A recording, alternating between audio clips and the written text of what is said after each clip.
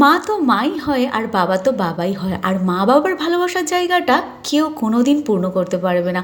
যতই ভালোবাসা দিক, কেউ কোনো দিন ওই স্থানটা নিতে পারবে না। তো hey guys, welcome back to the channel Mou delight and Mou মান্নায় সবাইকে স্বাগত জানিয়ে আজকে একটা মিনি ব্লগ স্টার্ট করলাম।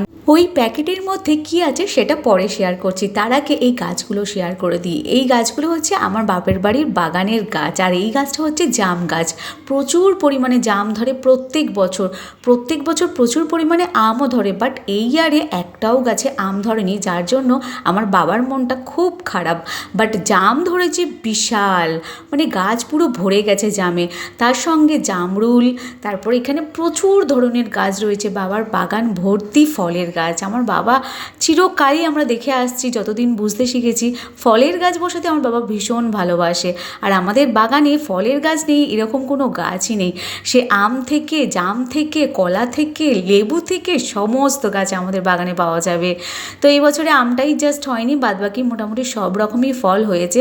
আর এখানে একটা কলা গাছ, কলার কাঁদি সমেত ভেঙে পড়ে গেছে, মানে গোড়ায় জল জমেছিল তো, আর সেই জল জমার জন্য গাছটা পুরো পড়ে গেছে। প্রচুর পরিমাণে কলাও হয়েছিল, আর সেই কলাটাই আমার বাড়িতে পৌঁছে গেছে। আমি তো যাইনি ওখানে, বাবা ঠিক ম্যানেজ করে আমাকে পাঠিয়ে দিয়েছে। তবে এটাই হলো বাবা মার ভালোবাসা, তাই না? তো আমি বারুইপুরে থাকি, বাবা থাকে কত দূরে, প্রায় 2 থেকে 2.5 ঘন্টার রাস্তা। তো সেই জায়গা থেকে যে গাছের জিনিসগুলো আমি এখনও পর্যন্ত বাড়িতে বসে বসে পাই, এটাই হচ্ছে আসল ভালোবাসা।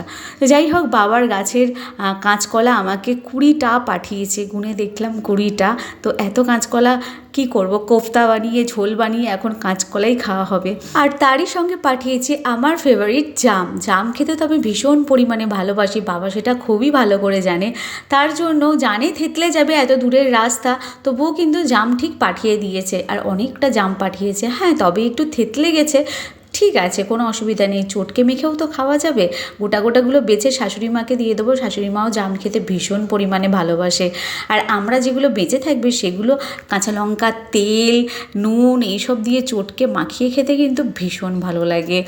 তো বেশ ভালো লাগলো, এইগুলো পেয়ে বেশ আনন্দ লাগলো। কিনে খেতে যত না আনন্দ লাগে, বাপের বাড়ি থেকে কোনো জিনিস নিয়ে এলে না, সেই আনন্দটা বেশি লাগে। তো সেই জন্যই আপনাদের সঙ্গে শেয়ার করে দিলাম। ভিডিওটা ভালো লাগলে like, comment, share and subscribe করতে একদম ভুলবেন না।